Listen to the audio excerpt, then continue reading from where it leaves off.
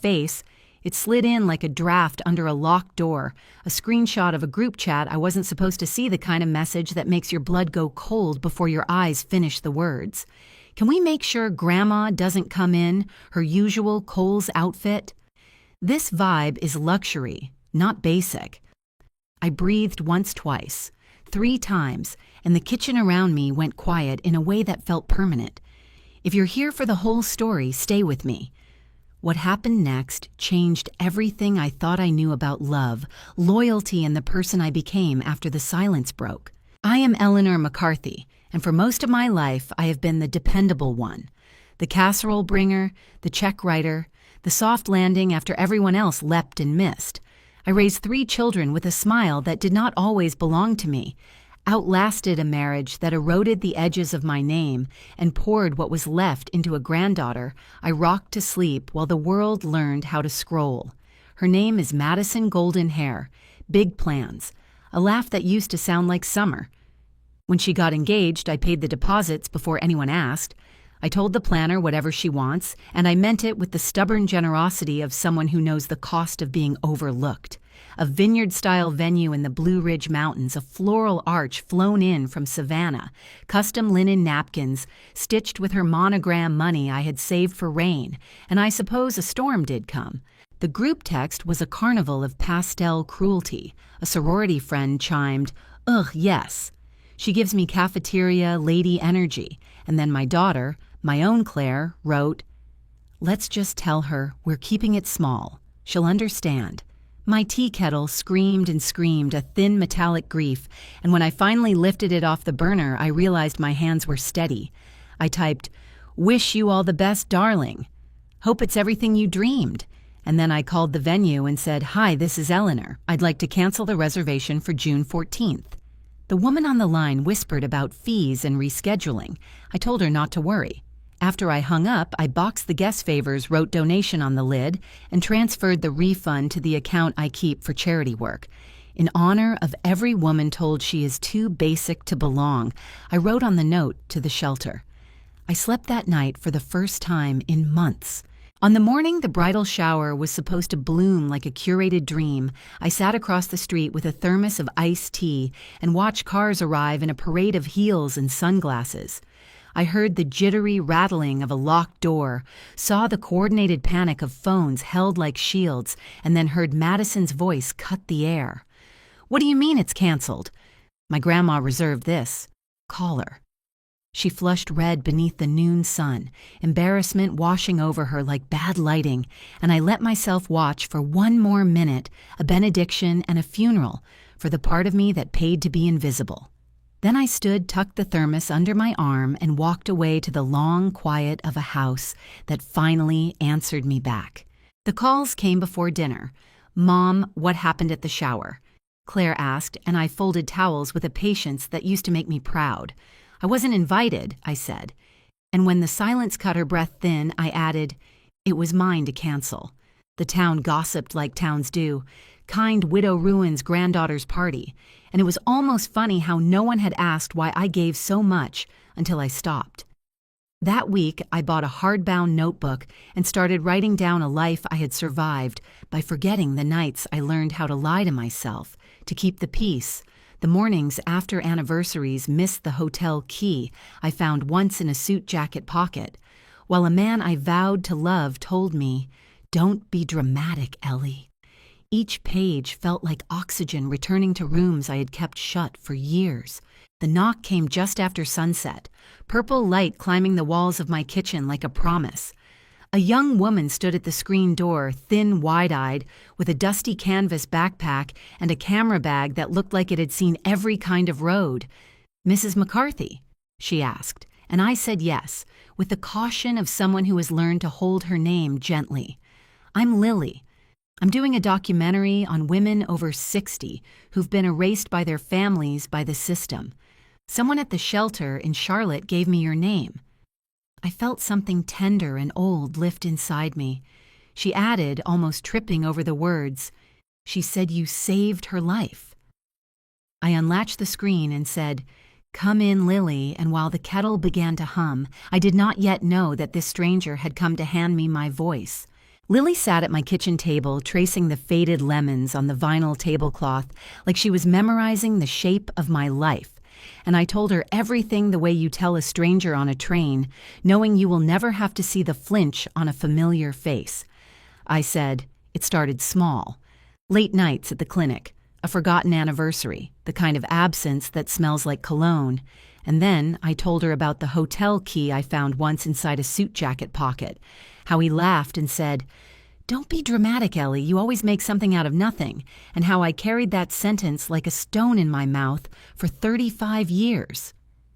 She listened without interruption, the recorder blinking a red heartbeat between us, and when she finally spoke, her voice shook as if the truth had weight.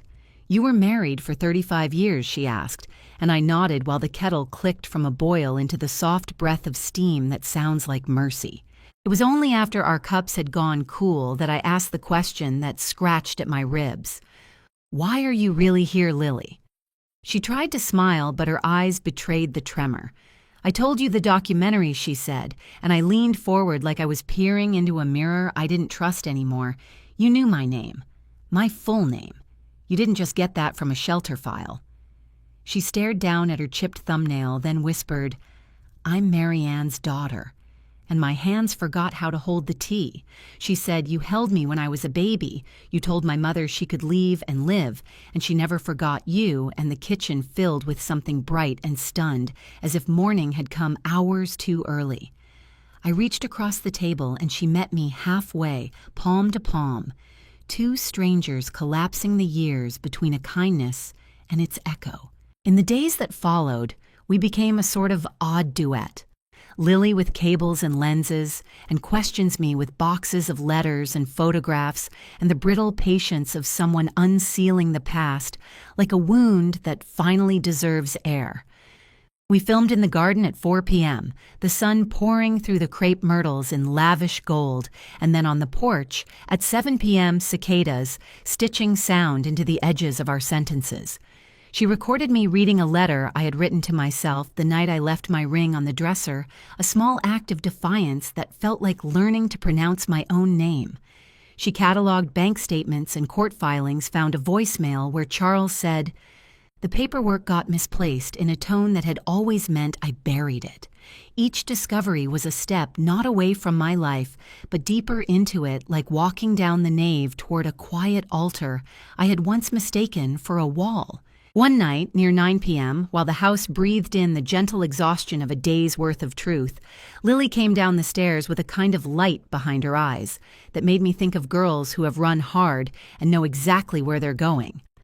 "I want to host a dinner," she said, setting a folder on the table like a bright card. "Invite your family. We'll say it's for the documentary, a tribute to the McCarthy legacy.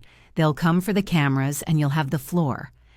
I felt fear uncoil, old and familiar, like the way you brace for a door to slam that no one is closing. "You want me to confront them?" I asked, and she shook her head. "I want you to reclaim your voice." The sentence landed like a key in a lock I had been rattling for years. So we set to work, Lily beating time with lists and phone calls while I practiced saying my own story out loud without apologizing for its volume. She rented a private room at a historic inn just outside town, the kind of place where chandeliers catch the light like old secrets. She printed invitations in gold foil and called it a film dinner. She booked a photographer who understood how to frame a woman who had learned how to disappear. By the week's end, the table had a name card for every person who had ever spoken over me. "This is your stage," Lily said at 5 p.m. on the day of, tightening a strap on her camera, and I smoothed the navy dress I had worn to Madison's high school graduation, and thought once upon a time she called me elegant.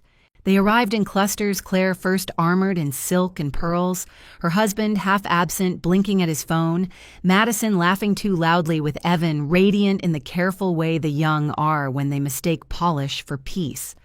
They took their seats, the servers poured wine conversation, skittered like water bugs on a lake's surface, and I felt the speech rise in me like weather.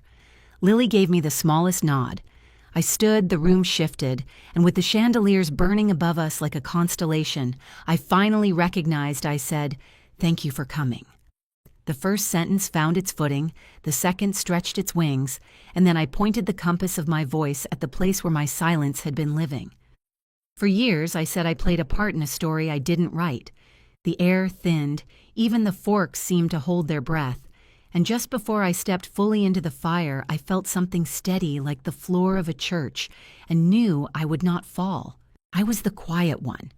I said, my voice trembling like glass finding its shape. The provider. The one who made sure birthdays were remembered and holidays were warm. The one who stayed. I paused long enough to watch my daughter's smile fade, the mask of social grace slipping just slightly. But I was also the one forgotten, the one no one called, the one made invisible by the people I loved most. Claire's laugh broke the silence like a crack in porcelain. "Mom, what are you talking about?" she asked, still pretending this was small, containable. I met her eyes. "I'm talking about the bridal shower." Madison stiffened her hand, tightening around her wine glass. I turned to her. "I paid for everything, the flowers, the food, the venue. I wanted it to be perfect for you, and in return, you called me basic." Color drained from her face. "Grandma, that was a private message," she whispered. "But it wasn't private to me," I said. I read every word, and I canceled the shower not out of spite, out of clarity. For the first time, I saw how invisible I'd become. The room held its breath. One of my sons cleared his throat. "I'm sure she didn't mean it." I looked at him. My boy, now graying at the temples, once the child who used to bring me wildflowers and asked quietly, "Didn't mean it. What about the years your father cheated on me while I smiled through dinner? What about the holidays you left me alone because your wives didn't like me? What about the surgery? No one called to ask about." The table turned to stone. "I stayed silent all these years to protect your idea of a perfect family," I continued. "But I'm done protecting lies." My voice was steady now, clear as church bells at dawn. Lily lifted a manila envelope from her bag, her cue. I took it, laying it gently on the table. "In here are letters I wrote your father during our divorce. Letters begging him not to turn you against me. Letters where I warned what silence would do to us." I reached into my purse and pulled out another folder thick with old photographs and police reports. "These are the bruises you never saw. The bank accounts he emptied. The nights I cried alone so you wouldn't have to choose sides." Madison began to cry. Claire looked as though the air had left her lungs. "I didn't invite you here to destroy you," I said softly. "I invited you here to free myself." When I sat down, my knees were shaking, but my heart felt weightless, like I had been carrying a cathedral on my back and had finally set it down. Lily switched off the camera. The click echoed like a full stop at the end of a lifetime sentence. Madison was the first to move. She pushed her chair back and stood, her voice thin but steady. "I didn't know, Grandma. I swear I didn't." I met her eyes and smiled gently. "I know you didn't, but now you do." The dinner ended early. No speeches, no apologies, just the scraping of chairs and the silence that follows truth. When the door closed behind the last guest, I exhaled a sound that felt like decades leaving my body. Lily knelt beside me, her hand trembling with adrenaline. "You were incredible," she whispered. "I was honest," I said. She smiled. "Same thing." That night, I lay awake long after midnight watching shadows crawl across the ceiling, like thoughts I hadn't tamed yet. I had spoken the truth, but it felt like opening a door in a house where every room still held ghosts. When morning came, my phone rang. Claire's name lit the screen like a warning flare. I almost let it go to voicemail, but I picked up. Her voice was brittle. "We need to talk about last night, about that stunt." "You mean the truth?" I asked. "You humiliated us on camera," she snapped. "Do you have any idea what you've done to this family?" I leaned back against the headboard, staring out at the gray sky gathering rain.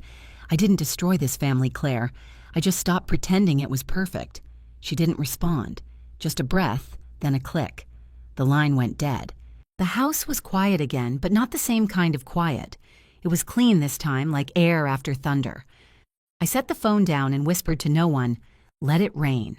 By afternoon, Lily was back, cheeks flushed from the cold and arms full of boxes.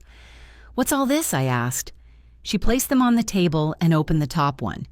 Inside were folders, yellowed documents, and a single letter in my mother's handwriting. "I went to the county archives," she said. "I found something." I pulled the letter free and felt the years collapse. "Dear Eleanor," it read, "I've changed my will. The farm is yours now. You were the one who stayed." I remembered giving that letter to Charles, how he told me it wouldn't hold up, that I shouldn't fight. Turns out, Lily said quietly, he never submitted it. He buried it. The will is still valid. The farm is yours. For a long moment, I couldn't speak. The air seemed to hum around me. That land wasn't just property, it was home, legacy, the soil of my childhood. I stood so fast the chair toppled backward. "Call the lawyer," I said. "It's time to bring it all into the light." The weeks that followed felt like stepping into a storm I'd spent my whole life pretending wouldn't come. The lawyer, sharp, calm, unshakable, filed the petition. Lily combed through the archives like a detective possessed, finding copies, timestamps, even a voicemail where Charles had once admitted to misplacing the paperwork.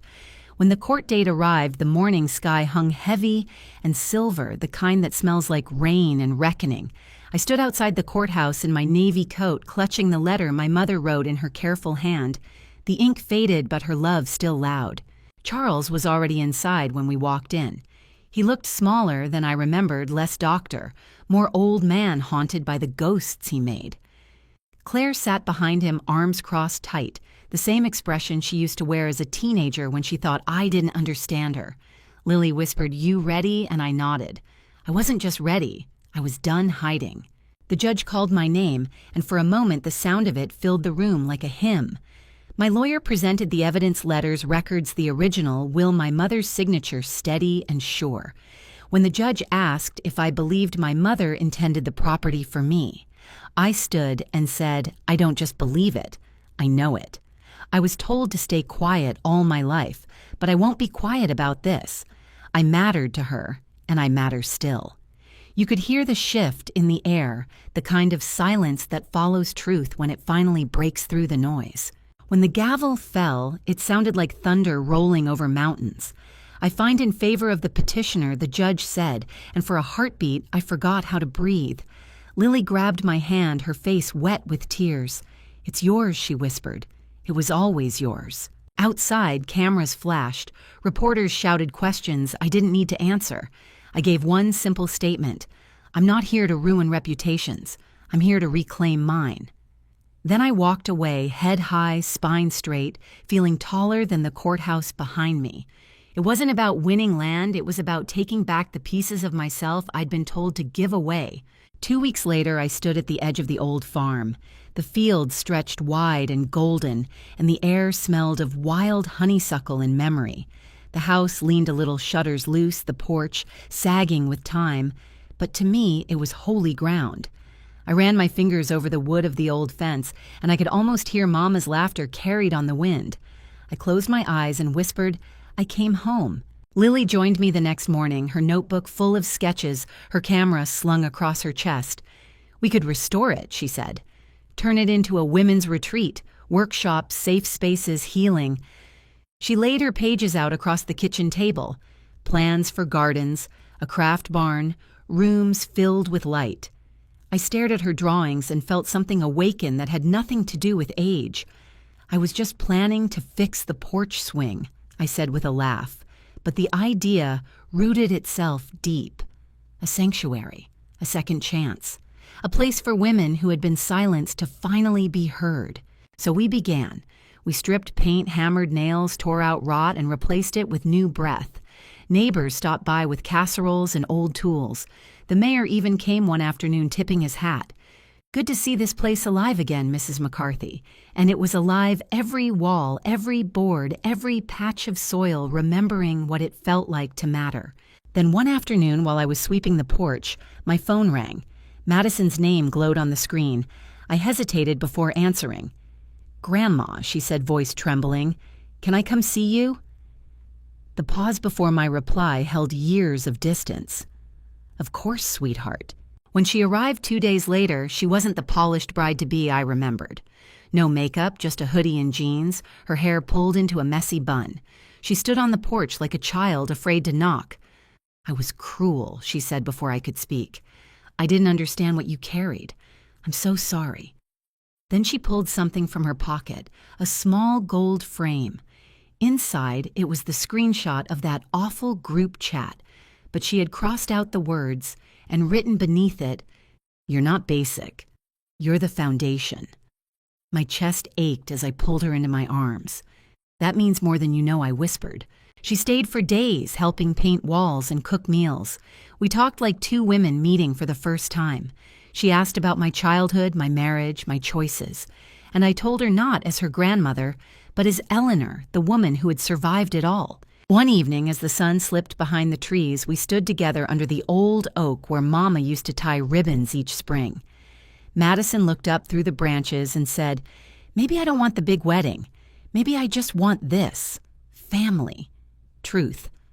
I smiled and took her hand. "Then start here," I said. The morning of the wedding arrived with the smell of fresh-cut grass and magnolia drifting through open windows. But there was no cathedral, no rented ballroom, no rows of glittering chandeliers, just the farm reborn. We'd turned the meadow behind the barn into a garden chapel, linen draped between oak trees, wildflowers spilling over wooden benches, sunlight breaking through the branches like a benediction. The ribbon tree. Mama's tree stood tall, wrapped now in white silk, a living altar of forgiveness. Guests began to gather around, noon locals and old friends, women from the shelter neighbors who'd watched this place rise from dust. They smiled like witnesses to a miracle. Lily moved among them, camera in hand, her eyes shining. "You ready for this?" she whispered, and I nodded. More than ever. The ceremony began just as the breeze picked up. Madison appeared at the top of the aisle barefoot, no veil, holding a bouquet of wildflowers she'd picked herself that morning. She looked radiant in the kind of way that comes from peace, not perfection. When she reached the end of the aisle, she turned to me instead of the crowd and mouthed, "Thank you." I smiled through tears, the kind that sting but heal. Her vows were simple and raw. She spoke about breaking patterns, about how the wounds we inherit aren't destiny, but lessons. Then she said, "I dedicate this day to my grandmother, Eleanor McCarthy, who taught me that dignity isn't about appearances, it's about truth." The applause came before the kiss. I don't think I breathed for a full minute. After the ceremony, while the guests mingled, a courier appeared with a small envelope. No return address, just my name written in an old, familiar hand. I opened it slowly.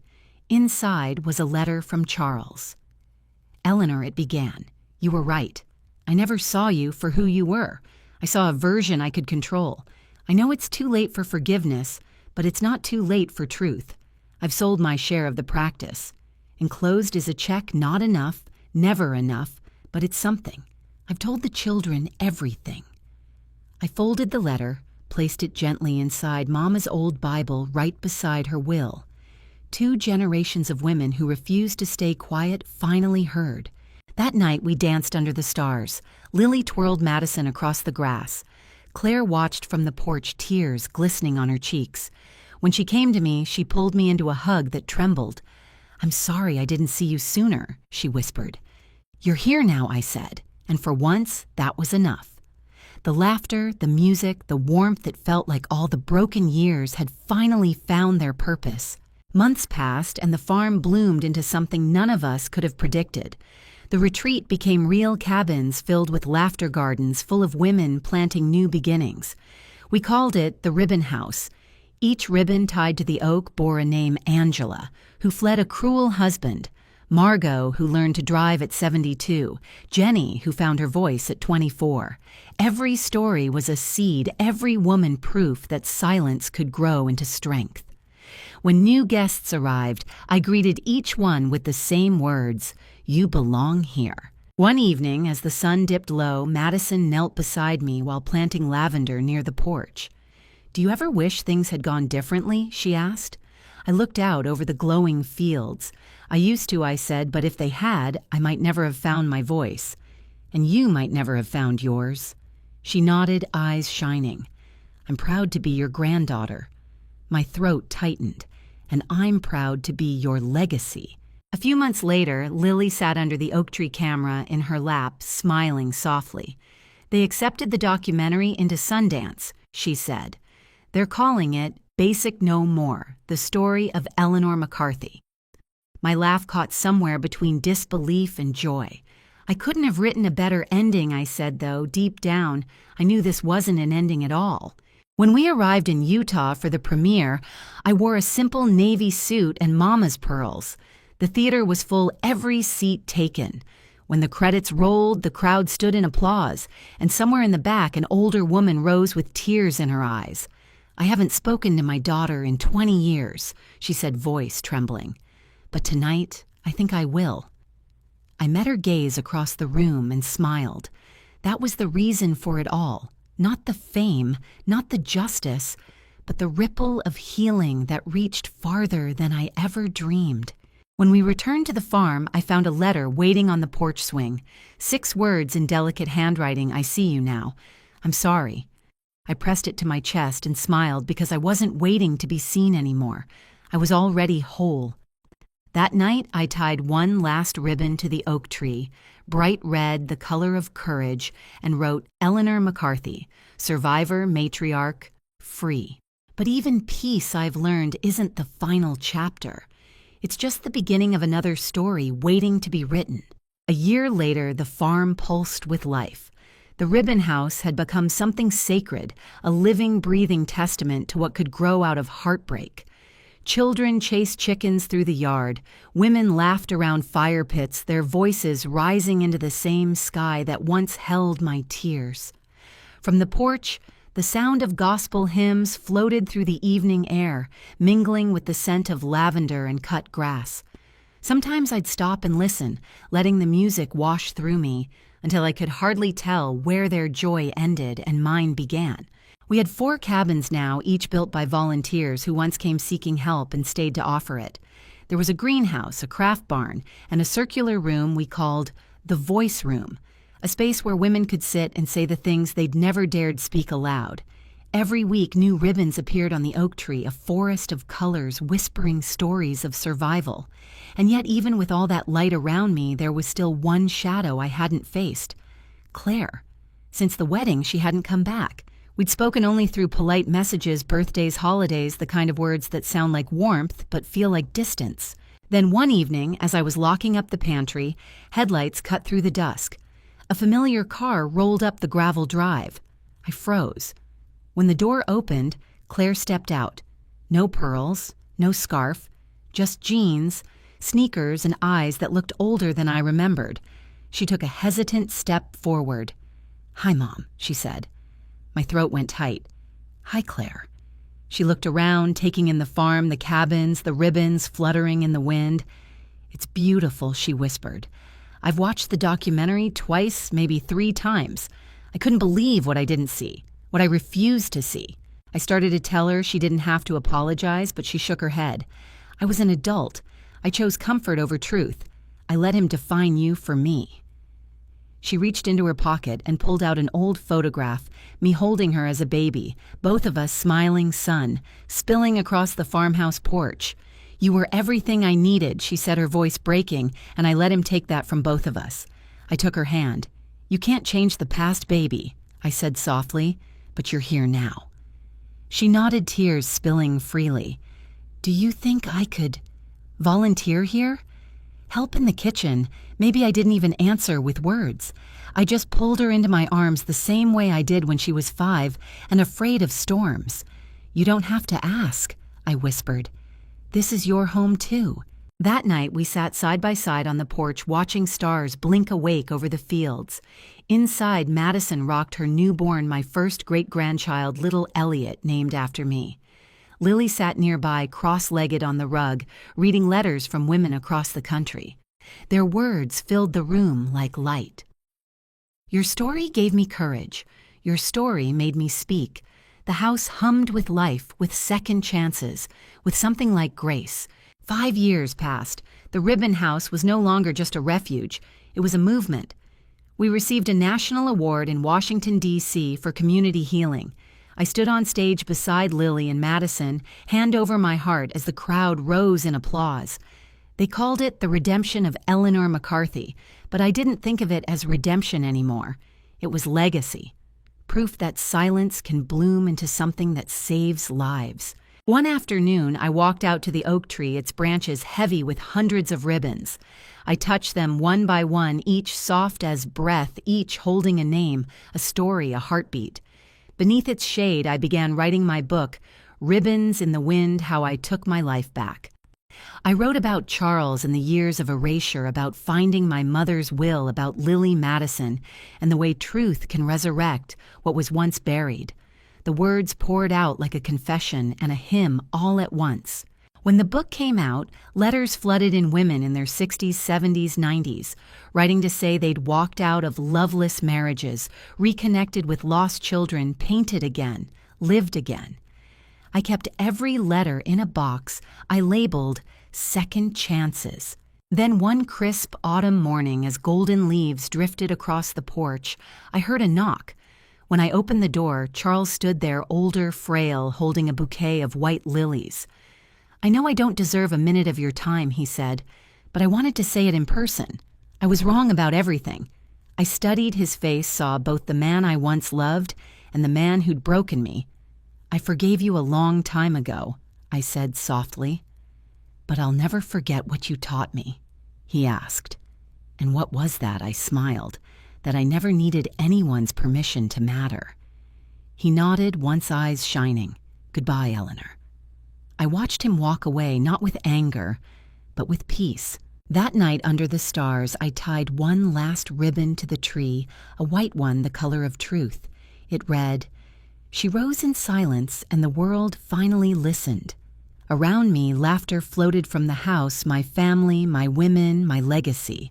I leaned back in my chair and whispered to the wind, "They once said I was too basic. Turns out I was just too much woman for people who couldn't see me." The ribbons rustled in reply, a chorus of voices that had learned to sing. And as the fireflies blinked back to life across the field, I knew that not every story ends in tragedy. Some end in triumph. Mine did. If this story moved you, don't forget to like, share, and subscribe, and tell me in the comments what part of